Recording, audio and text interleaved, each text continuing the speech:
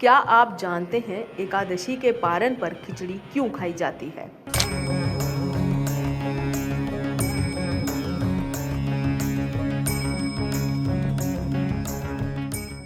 क्यों जगन्नाथ जी को 56 भोग से पहले खिचड़ी प्रिय है?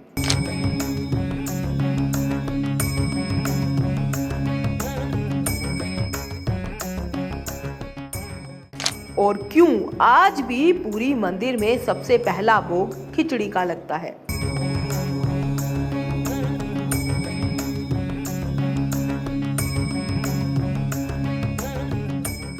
ये कोई परंपरा नहीं, ये है एक भक्त की भावना की जीत। ये है कर्मा बाई की कथा, जिसकी खिचड़ी के लिए स्वयं जगन्नाथ जी दौड़ कर आते थे।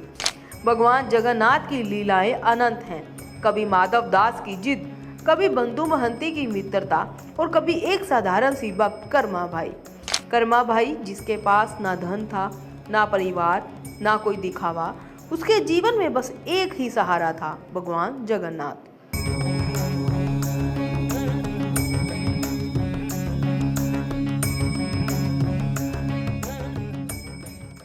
कर्माबाई रोज भोर में उठती, ना बड़े विधि विधान, ना आडंबर। बिना स्नान किए साधारण वस्त्रों में सबसे पहले अपने जगन्नाथ के लिए खिचड़ी बनाती।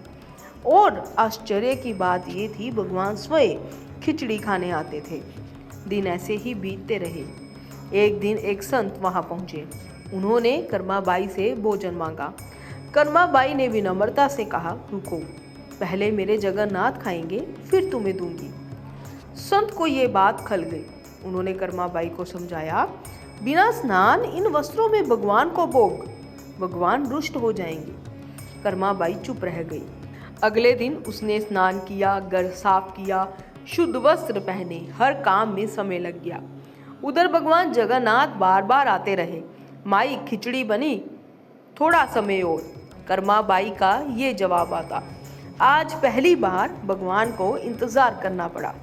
जब अंत में कर्माबाई ने आवाज लगाई, आओ जगन्नाथ जी, भोग लगाओ जगन्नाथ जी, खिचड़ी खाओ जगन्नाथ जी, आओ जगन्नाथ जी, तो भगवान दौड़ते हुए आए और बोले, माई आज देर क्यों हो गई? तब कर्माबाई ने संत की बात बता दी। भगवान ने खिचड़ी खाई और जाते ही उस संत को चेताया, तूने मेरी भक्त से क्या कहा?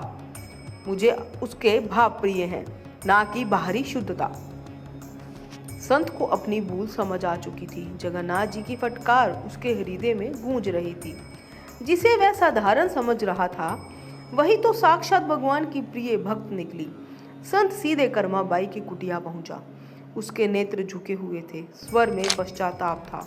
उसने कर्माबाई के चरणों में सिर रख दिया और बोला, माई मुझसे बहुत बड़ा अपराध हो गया।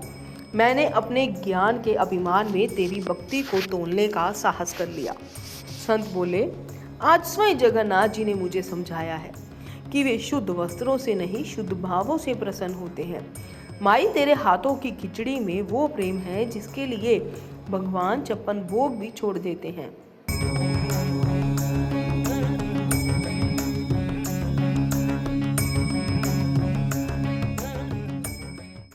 फिर संत ने विनम्र स्वर में कहा, माई अब तू जगन्नाथ जी को वैसे ही भोग लगाना जैसे तू पहले लगाती थी।